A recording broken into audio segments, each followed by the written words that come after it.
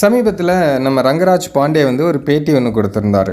அந்த பேட்டியில் வந்து தலைவர் ரஜினிகாந்த் அவர்களை பற்றி ஒரு முக்கியமான விஷயம் சொன்னார். அவர் சொன்ன விஷயங்கள் 100% கரெக்டான விஷயம்தான்.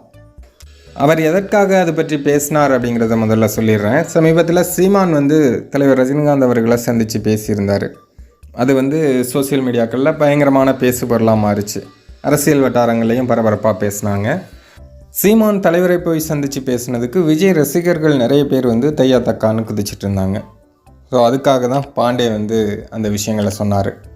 அதாவது சூப்பர் ஸ்டார் இன்றைக்கும் உங்கள் அப்பா வயசாச்சு, அவருக்கு கிட்டத்தட்ட உங்கள் அப்பா வயசாச்சுன்னு வைங்களேன். ஆனால் இப்போவும் அவர் தான் நம்பர் 1 இடத்துல இருக்கார்.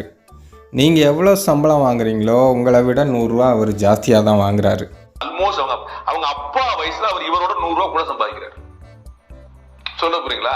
இன்னைக்கு நம்பர் 1 மார்க்கெட் அவருக்கு தான் இருக்கு. ரஜினிகா, கமலுக்கா, விஜய்காஜி தான் 10 பேருக்கு நீங்க பிடிக்கலாம். 100 ரூபா அவருக்கு தான் கூட இருக்கு. அவர் வந்து அடுத்த கட்டத்துக்கு போயிட்டார். அரசியலுக்கு வரல அப்படின்னாரு, அடுத்த கட்டத்துக்கு போயிட்டார். அவர் சினிமாவில் வந்து இன்றளவும் அவருக்கான அந்த இடம் வந்து யாருமே நெருங்க முடியாத இடமா தான் இருக்குது. அப்படி இருக்கும் பட்சத்தில் அவரை போய் வம்புக்கு இழுக்க வேண்டிய அவசியம் என்ன? அவரை போய் விமர்சனம் பண்ண வேண்டிய அவசியம் என்ன? சீமான் போய் ரஜினியை சந்தித்து பேசினார் அப்படின்னா அது அவங்க 2 பேருக்கும் உள்ள விருப்பம். அதில் இவங்க பூந்துட்டு இப்படி தையா தக்கான்னு குதிக்கிறதெல்லாம் எந்த விதத்திலும் சரியே கிடையாது அப்படின்னு பாண்டே பேசியிருந்தார். தலைவரோட ரசிகர்கள் அனைவருக்கும் அன்பு வணக்கம்.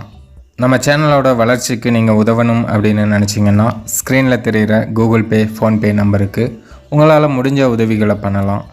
நீங்கள் பெருசாக தான் உதவி பண்ணணும் அப்படிங்கிற அவசியம் இல்லை. நீங்கள் கொடுக்குறது ஒரு 10 ரூபாயாக இருந்தாலும் நம்ம சேனலோட வளர்ச்சிக்கு அது மிகப்பெரிய உதவியாக தான் இருக்கும். நீங்கள் வந்து இதுவரையும் கொடுத்த ஆதரவுக்கும் இனிமேல் கொடுக்க போகும் ஆதரவுக்கும் நான் வந்து தலைவணங்கி நன்றி சொல்லிக்கிறேன்.